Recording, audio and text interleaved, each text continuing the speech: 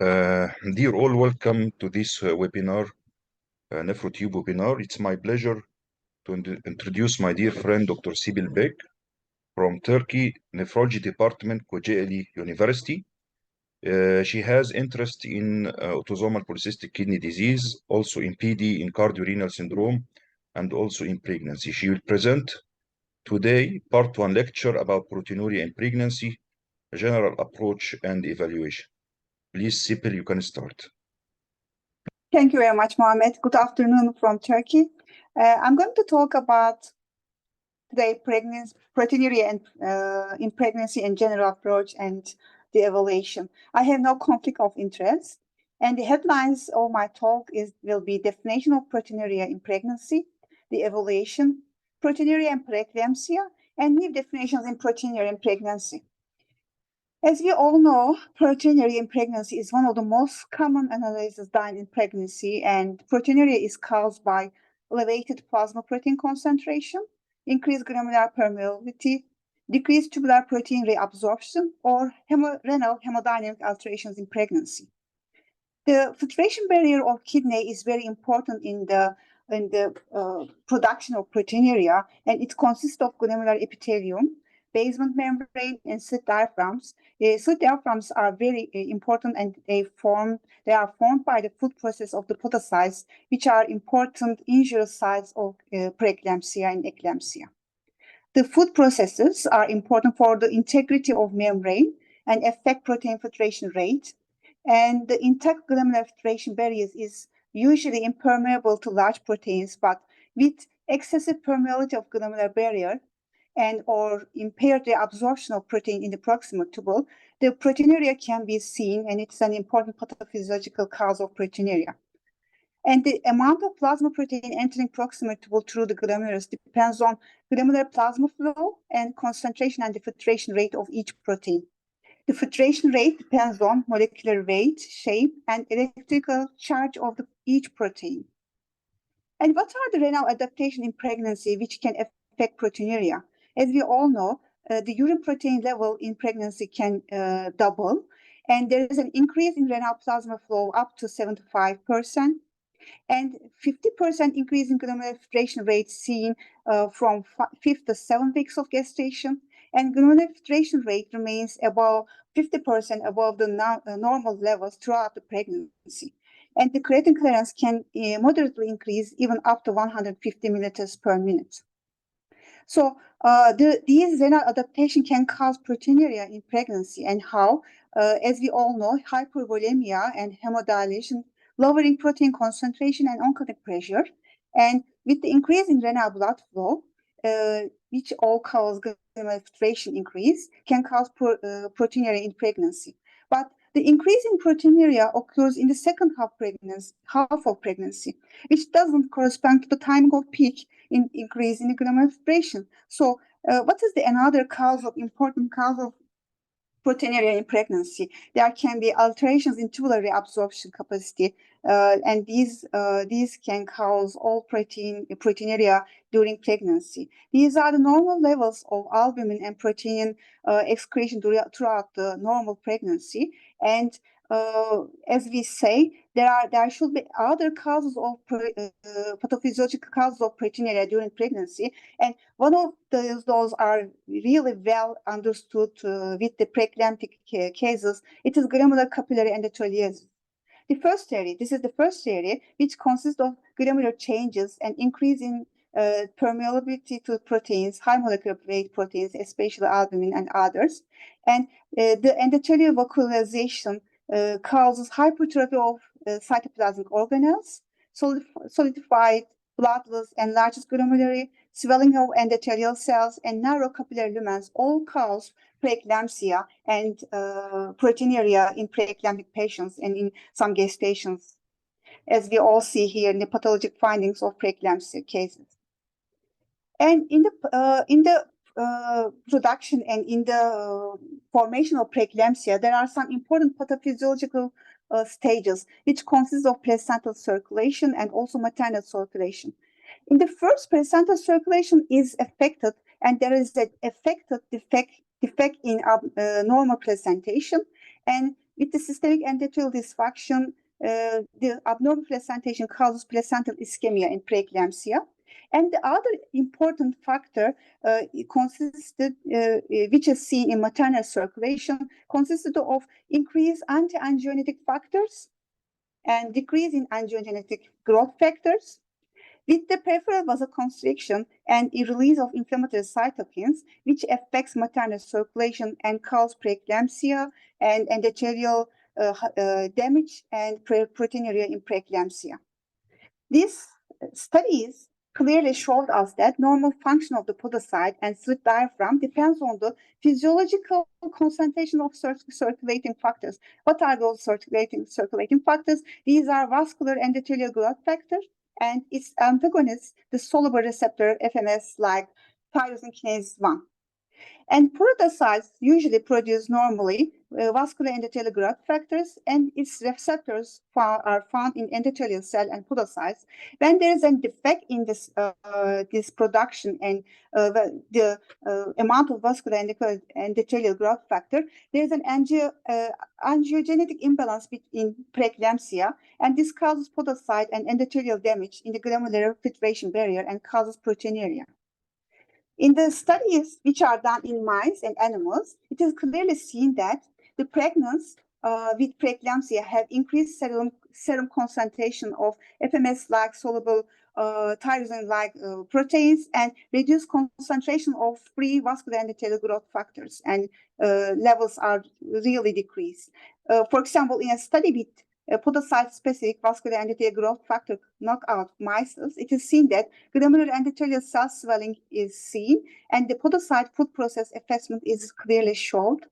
And with the replacement with vascular endothelial growth factor, the glomerular lesion can be reversed, and this can cause decrease in proteinuria. These studies are very important to understand the proteinuria and preeclampsia in the problematic pregnancies. And it is seen that there is a severe podocyte injury in these patients.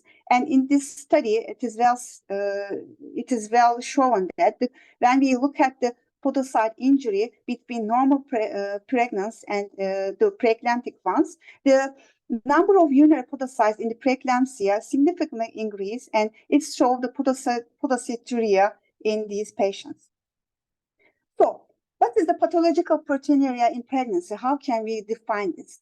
Normally, protein excretion can reach up to 260 milligrams per day by the third trimester, and the pathological cutoff of 300 milligrams per day or urine protein creation ratio of more than 0.3 is reported to be abnormal, but there is not enough clinical outcomes.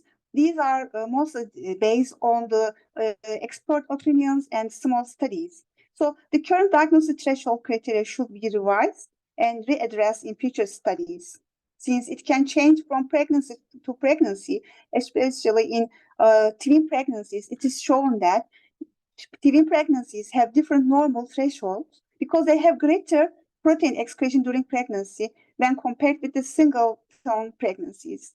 Up to 43% of twin pregnancies who never developed hypertension had higher protein excretion of more than 300 milligrams, but with healthy babies and healthy outcomes.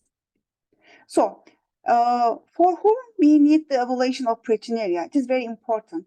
So there is no strong evidence for the utility of urine protein assessment for all, but we should always assess the proteinuria in these following scenarios, like the woman with pre-existing conditions such as chronic hypertension, diabetes, autoimmune disorders like lupus, acute or chronic glomerulonephritis, chronic heart failure, pruritus nodosa, systemic sclerosis, autosomal dominant polycystic kidney disease, solitary kidney patients, and after, of course, renal transplantation. And also, if your patients have pre-eclamptic symptoms such as headache, blurry vision, epigastric pain, all these patients should be evaluated for proteinuria. And also, the patients with signs and symptoms of nephrotic range proteinuria, such as severe generalized edema or pulmonary edema, should be assessed for the proteinuria. So, which is the best method to evaluate the pregnancy to understand the pathological proteinuria, and which is the best methods? Let's start with urine dipstick. Urine dipstick is the easiest and the cheapest one, but based on change in the pH in the presence of anionic proteins, albumin and transferrin. And outside pregnancy, although it has a good sensitivity as a screening tool for albumin loss, more than 30 milligrams per day, its specificity is limited. Measures urine protein concentration and hydration or the diuresis influence the sensitivity and specificity of the test. When we look at the studies done so far with the urine dipstick, it is seen that between normotensive and hypertensive patients with similar dipstick test results, the risk of having proteinuria detected by this dipstick was considerably higher in hypertensive than normotensive women. So even less than 1/3 of the women who present with proteinuria without hypertension can develop hypertension during the pregnancy or even preeclampsia. So dipstick urinary analysis in pregnancy with one positive threshold to predict the proteinuria of more than 300 milligrams per day proteinuria is poor. It has a low sensitivity of 59, and specificity is really low with 28%. Routine urine dipstick screening for low-risk women doesn't provide any clinical benefit, and proteinuria with dipstick analysis cannot be accurately detected or excluded at the one positive threshold, and it's not recommended for diagnosis of preeclampsia. We should be very careful about that. What about urine protein to creatine ratio? It's also easier than 24-hour urine collection, but it also depends on both kidney function and muscle mass. If we are going to check the urine protein to creatine ratio, we should use the morning samples. And the threshold of 0.3 is considered to be abnormal proteinuria during pregnancy. But it can also give false negative results for abnormal proteinuria when the total excretion is less than 400 milligrams per day. In a meta-analysis done with the pregnant women who are using the urine protein to creatine ratios, it consists of 20 studies and around 3,000 women. The threshold of values of urine protein creatine ratio range between 0.1 and 0.5 milligrams per milligram. The sensitivity ranging from 65 to 89. And the specificity is found to be between 63 to 87.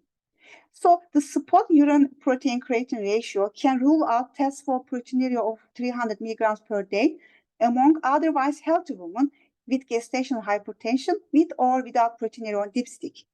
It is a bit better than dipstick tests, but we cannot rely on urine protein creatine ratio during labor and especially in the postpartum period, since it is usually increased in the uncomplicated pregnancies during the labor, and the highest levels can be seen in the postpartum period.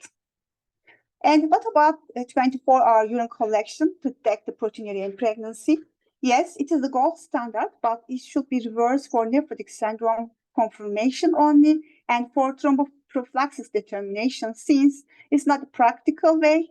And if you want to make a rapid diagnosis, it can consume time, and it's not real. It has some limitations. It's not reliable all the time because of inadequate collection and other factors that affect urine collection. And the rate of inaccurate collection is higher in pregnancy because of physiologic changes like dilatation of ureters and incomplete bladder emptying. So it is 12-hour urine collection can be another alternative for 20-hour urine collection. And when we look at the studies done with 12-hour urine collection, the studies take the cutoff of 150 milligrams per 12-hour urine collection, and they showed the high sensitivity of 92% and specificity of 99% compared with 24-hour urine collection, as we see in the studies. And in the second half, I'm going to talk about the proteinuria and preeclampsia And we have to talk about hypertension, since hypertension is a very important component of proteinuria in pregnancy and preeclampsia. So we can start with the hypertensive disorders in pregnancy. This is a new definition group, and we should be very careful about the definitions, since we can divide the group into two. When we have the pregnant patients who has hypertensive disorders before 20 weeks, we can consider chronic, we can think about or consider chronic hypertension, essential hypertension, secondary hypertension, white coat hypertension, which can be seen also pregnant patients, which means that you have higher recordings at clinic and office, while the blood pressure during the rest of the day is low than 135 and 85. And there's a mask hypertension, which is much dangerous, in which you record the blood pressure of less than 140 and 90, but while other times outside the clinic, the blood pressure is more than 135 and 85. And when we have the blood pressure, high blood pressure recordings during pregnancy, we can talk about gestational hypertension and transient gestational hypertension. Gestational hypertension is important. It is recognized de novo at or more than 20 weeks of gestation in the absence of proteinuria, and it is very important to think and differentiate between preeclampsia and gestational hypertension, or it is not important. We are going to see during our speech. And since sometimes hypertensive disorders can be perhaps managed equally, because all the patients with pregnancies, first of all, should be very regularly and very clearly checked for blood pressures. And these checks and blood pressure recordings should be done with automated devices. These are much preferable, since Android devices can over or underestimate blood pressures, and they need to be regularly calibrated during the follow-up of your patients. And hypertension in the pregnancy can be defined as a systolic blood pressure of higher than 140 milligrams, 140 millimole, and diastolic blood pressure of more than 90.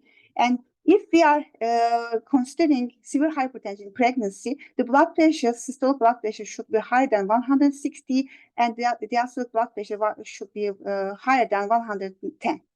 And these recordings should be done within 20 minutes or within 4 hours on 2 consecutive outpatient visits. And then we should talk about severe hypertension in pregnancy.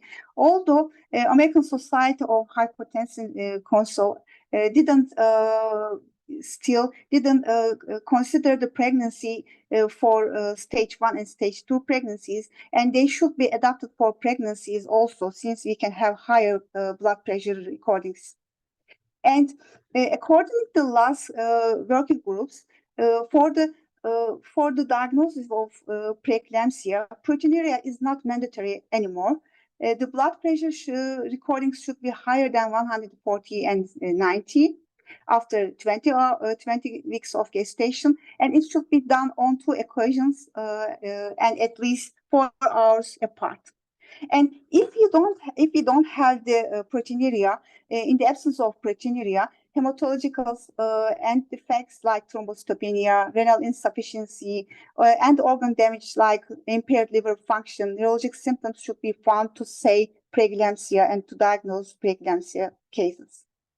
As I already mentioned, before 2013, the task force of hypertension, proteinuria was an essential part of diagnosis of preeclampsia, but it's not anymore.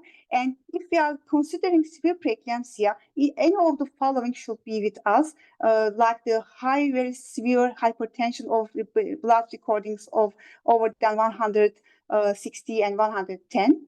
And diastolic blood pressure higher than 1 measurement of diastolic blood pressure over 110, although the patient is on antihypertensive medication. Proteinuria of greater than 5 gram proteinuria or thrombocytopenia elevated liver enzymes, and organ damage, and also pulmonary edema or convulsion should be considered to be severe preeclampsia.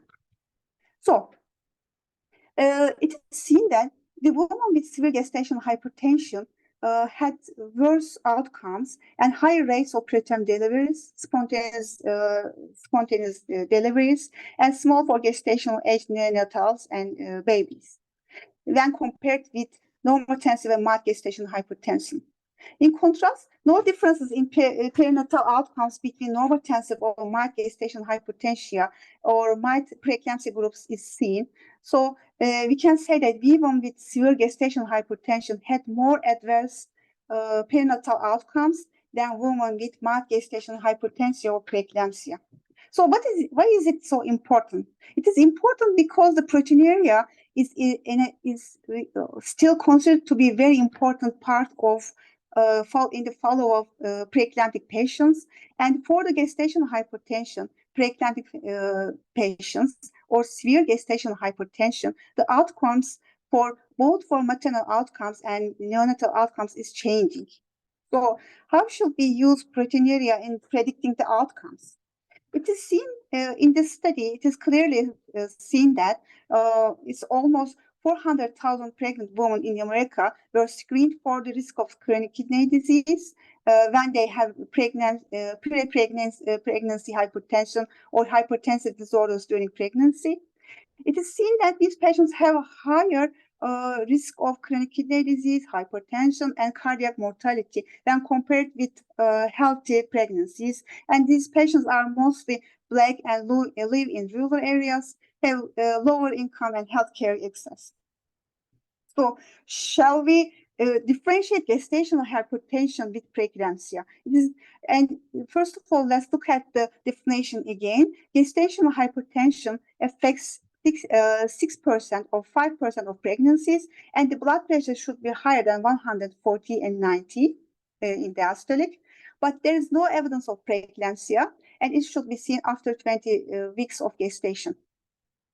50% of these women with gestational hypertension will eventually develop proteinuria or end organ dysfunction later on during the pregnancy with the diagnosis of preeclampsia. What about preeclampsia? The only difference is the presence of proteinuria, and it affects nearly 4% of pregnancies, and 10% of women will present with hypertension and systemic signs of preeclampsia during their pregnancies and during their durations of pregnancy.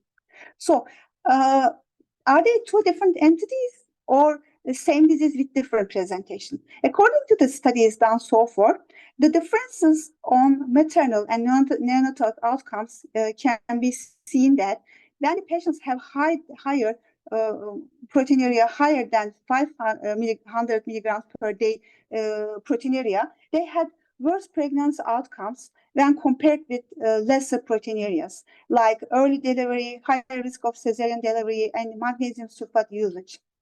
And women with proteinuria had higher risk of all maternal and neonatal risk factors and outcomes. So it is seen that, according to the studies done so far, the most important factors that influence the maternal and neonatal outcomes was found to be the severity of blood pressure, the presence of end organ damage, rather than the excess of protein excretion.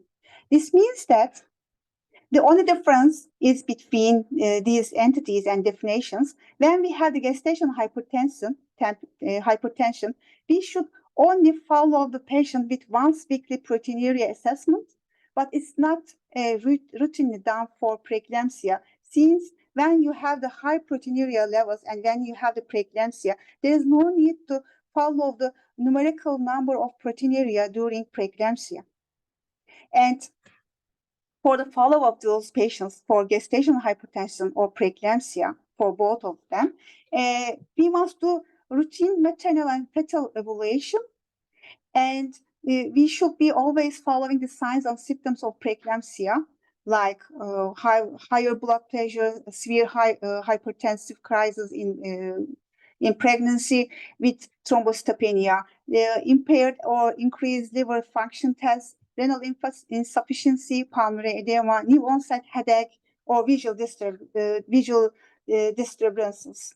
So we should be very careful. If we see these signs, the patient should be admitted to hospital and managed according to the guidelines of for preeclampsia with severe features. And if there's no signs of severe disease, weekly follow-up should be going on. And of course, the angiogenetic factors like FMS, like tyrosine kinase,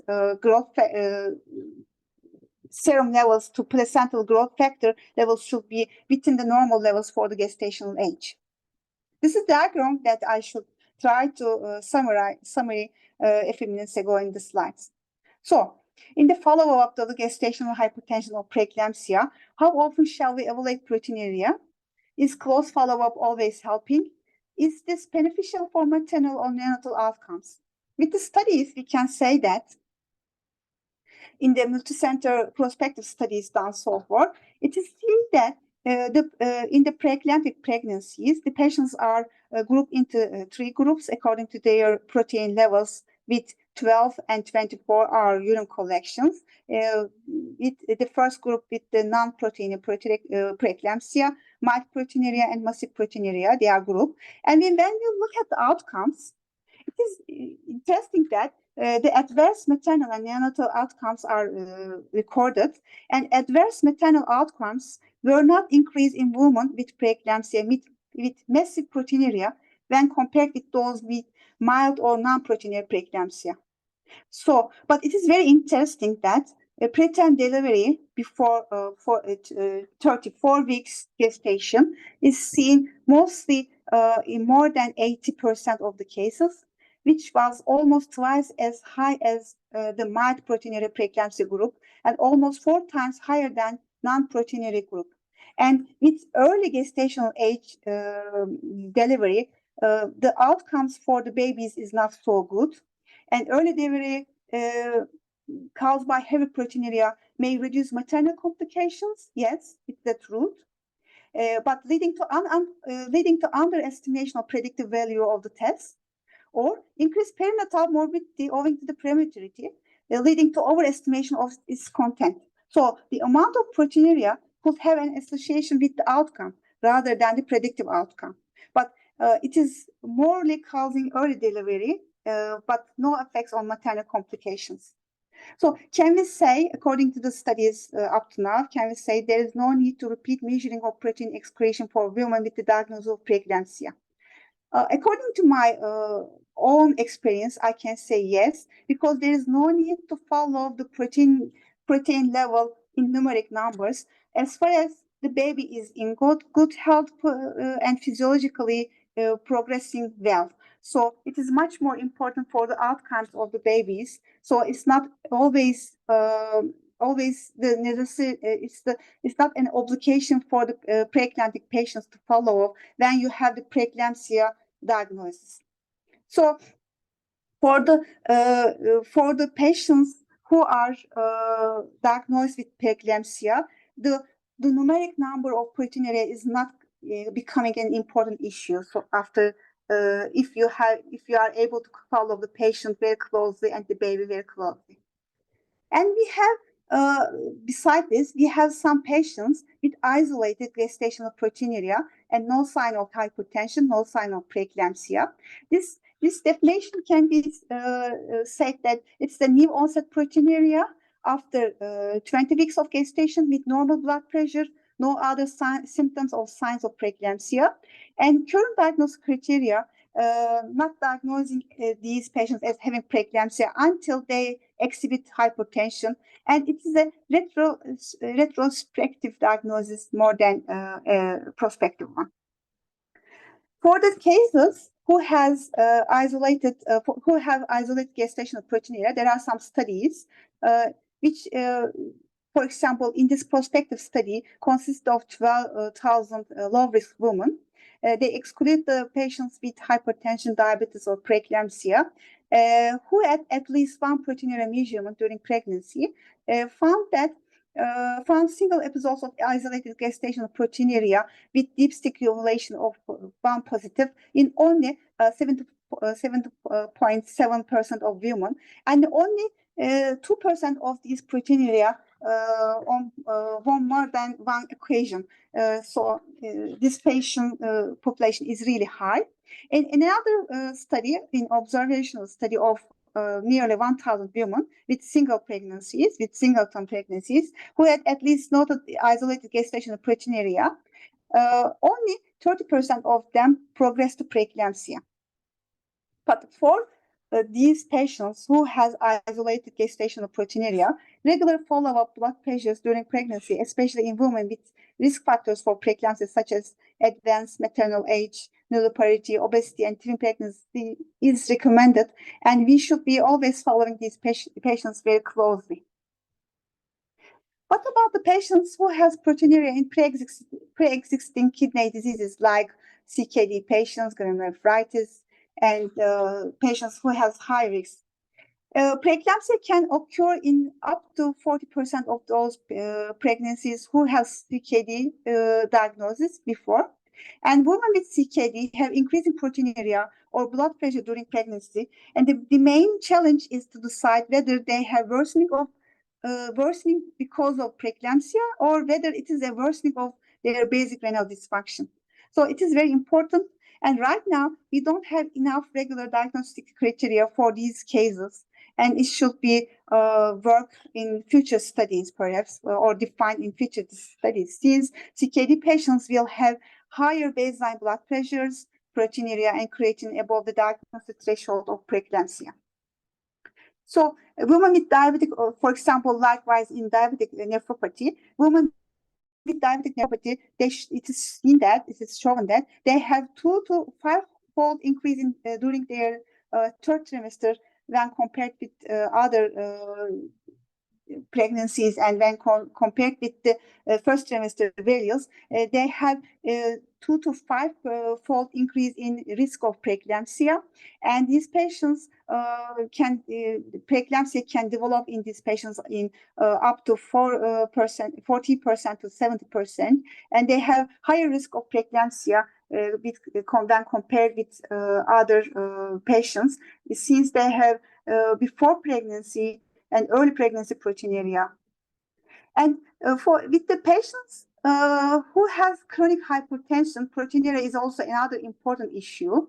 And the baseline proteinuria was associated with increased rates of preeclampsia also in these patients, especially preterm birth, growth restriction, also increase in the patients who has chronic hypertension. And it can be seen in 1 to 2% of pregnancies, but it is seen up to 25% of CKD patients. In a study with retrospective study with 800 women with chronic hypertension, when we look at the urine protein creatine ratio and serum creatine values before 20 weeks of gestation, creatine values were found to be higher than 0.7 in these patients, and urine protein creatine ratio is over almost over all of them with a rate of 0.12. And they develop nearly 67% develop any type of preeclampsia during their pregnancy. So chronic hypertension, CKD patients has higher risk of developing preeclampsia and worse outcomes. And the angiogenetic, when we look at the studies, just looking through the effects of the angiogenic genetic profile of patients, these patients who are at risk, high risk, like hypertension, diabetes, chronic kidney disease, it is seen that their angiogenic profile is also can be used as a potential marker to diagnose preeclampsia early, but studies are limited, and further studies are needed to understand these profile other than the healthy, when compared with the healthy pregnancy. So up to now, I tried to summarize the evaluation of proteinuria, and I just wanted to go through the new definitions of proteinuria and preeclampsia and worse outcomes in pregnancies, and when to evaluate or how we should evaluate the proteinuria in these pregnancies. We have some specific questions and possible solutions, and we can base all those to with the guidelines published so far, like the clinical practice guideline on pregnancy and renal disease, when we go through the specific questions like renal biopsy in pregnancy, when and for whom we should do these renal biopsies, it is an important issue. And according to the guidelines and according to my own experience, is not so, and when we combine them with the studies done so far, we can recommend that if a histological diagnosis will change the management of your patient, then you can do the biopsy, but especially in the first or early second trimester of the pregnancy. But we should be always aware of the complications like hematoma, bleeding complications, and post in the other complications of renal biopsies. And please consider this renal biopsies only if it is going to change your treatment. Otherwise, the renal biopsies can be postponed after the postpartum period or after delivery of the baby. And of course, transplanted pregnancies are also important issues. As I said before, they are the risky group, and they should be always followed up for the proteinuria. In studies done in the cohort studies of pregnancies done in England with 1,400 healthy controls and 100 100 transplanted pregnancies, it is seen that the increased risk of preeclampsia, induction of labor, cesarean delivery, preterm delivery before 37 weeks can be seen in transplanted pregnancies. And proteinuria is an important and can be an early sign of acute kidney injury in these patients, and we should be very careful.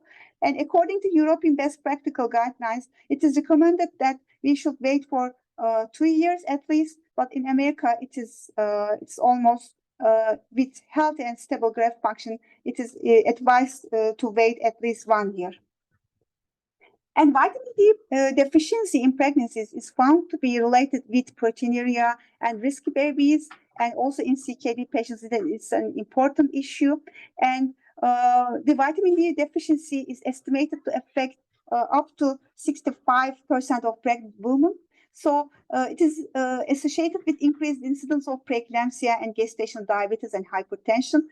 So it is advised to use the vitamin D supplementation for the women who have CKD or who are high risk to develop preeclampsia. As a summary, I can say that there is no convincing data to support to use the cutoff value of 300 milligrams per day for abnormal protein excretion, especially for the risk groups like CKD patients and diabetic patients and the other risk groups.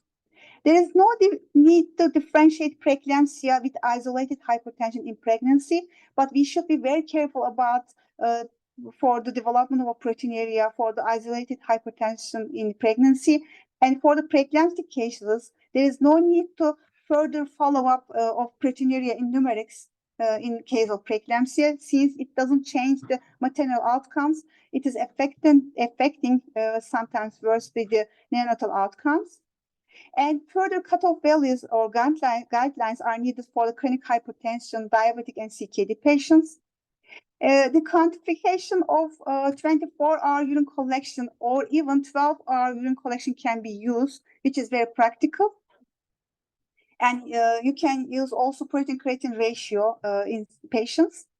And the pregnant women who are older, obese, and undergoing in vitro fertilization, who are carrying multifetal gestations more than 2 babies, may have protein excretion that can be higher than the established threshold in the absence of clinically apparent disease. So we should be very careful. Thank you very much. Thank you, dear Sibel, for this illustrative, comprehensive lecture. I really had learned many new points from you. I want to ask you, do you recommend estimating vitamin D level or in all pregnant women, whatever they are CKD patients or not? Sorry, can I take the question again, Mohammed? I couldn't understand. For the elderly patients? Do you suggest to monitor vitamin D level for all pregnant women? Okay, it's an important issue, and especially for the CKD patients, vitamin D deficiency can be seen. If you have risky babies or risky group of people like diabetic, CKD, hypertensive, it is recommended to check the vitamin D levels. But for the healthy pregnancy of healthy population, it's not a obligation.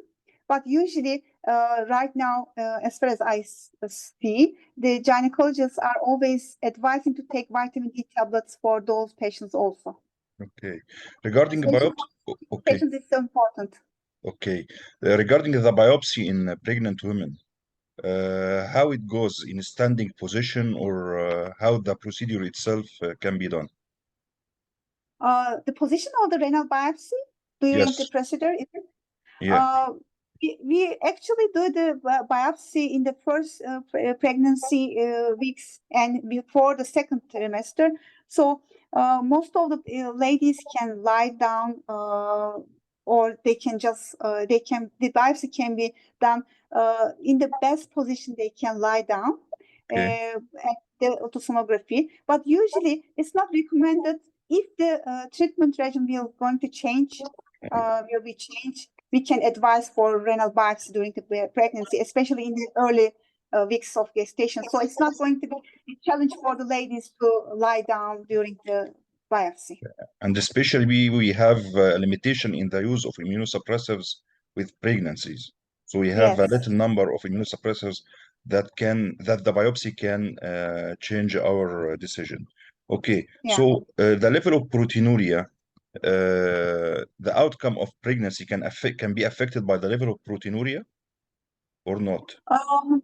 According to the studies, it is really seen. It's very interesting, Mohammed. As I go through the studies done so far, when you have the diagnosis of preeclampsia, the level of proteinuria, the threshold proteinuria, is not affecting. But the only important thing that the end organ damage, pulmonary edema, or end organ damage like liver damage, renal damage, is affecting the outcomes of maternal outcomes. But the level of proteinuria, as far as the baby is still fine, doing fine, and developing well, it's not affecting the outcomes of babies. So if it is in the nephrotic range and it is getting worse for the mother and for the pregnancy, it is important. But for the babies, it's much important to follow up the babies with Doppler ultrasonography and amniotic fluids, and the progress of pregnancy should be followed very closely instead of the numerical number of proteinuria. But it is seen that with high levels of proteinuria affecting the baby mother with progressive and hypertensive crisis over 160 and 110 blood pressure recordings, it is really dangerous. Okay. What I got from your lecture that I can assess proteinuria by albumin creatine ratio or protein creatine ratio. And if there is proteinuria, I have to use the most gold standard, which is 24-hour protein collection, right? Yeah, just there are some centers using only urine protein creatine ratio. Okay. But if you are seeing something different in your patient and it's getting worse, and the prognosis is getting worse, baby is getting worse, we should always confirm it with 24-hour urine collection. And also 12-hour urine collection is found to be really sensitive and specific, and it can be used also perhaps in some patients. Since 24-hour urine collection is really hard for some patients, especially after 30 weeks of gestation, the physiology is changing and everything is affecting. So we can use urine protein creatine ratio, and also you can use 12-hour urine collection. Okay. What is the suggested frequency to monitor albumin creatine ratio in high-risk patients, in high-risk pregnant women? Yeah. As we go through the slides, I have a table there, which we have the gestational hypertension and the preeclampsia. It is comparing in between these definitions. Gestational hypertension is important, and we have to check the proteinuria every week on those cases. Okay. Otherwise, if we have isolated proteinuria and no hypertension, no sign of preeclampsia. These patients should be followed up regularly for the development of baby and for the health of baby. And up to the diagnosis of preeclampsia, patients should be followed up every 2 weeks or 1 week if they are risky for development of preeclampsia. Okay. But regarding the protein assessment of protein in urine itself, it must be every 1 week or every 2 weeks also. For the especially the ones with isolated hypertension and with the risky patients, we have to check it every week Okay. with urine protein creatine ratio. But if only isolated proteinuria, what is the frequency of assessment? For the isolated proteinuria, we should be following the patient very closely for the blood pressure measurements, with the blood pressure measurements, and also signs of preeclampsia. Sometimes because without high blood pressures, patients can develop suddenly preeclamptic and can become preeclamptic with the signs of thrombocytopenia, high liver enzymes, and also other renal function disorders. So they should be very closely followed for the blood pressure measurements for the isolated proteinuria cases. Okay. I thank you again, dear Sibel, for this very informative lecture. It's And my pleasure. I hope you I always can. welcome. Yes. Yeah. It was very helpful. We really learned a lot from you. And we will wait you for the second part, glomerulonephritis in pregnancy soon, inshallah. Yeah, thank you. It's really a big webinar, and it's a very long and there are many specific points to consider. Yes, a very large topic, yes. It is better to just divide it into two. Thank you very much, Mohammed. See you, inshallah. Thank you very much for everyone. Bye-bye. Bye-bye.